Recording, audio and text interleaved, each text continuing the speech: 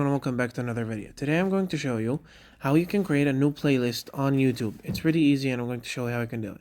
So a playlist on YouTube is a place where you can put many videos in one place where you can access it, like educational videos. You can have a playlist for it, watch later, can you have a playlist for it, and all this kind of stuff. I'm going to show you two ways and we're going to know which one, and you could pick one of them.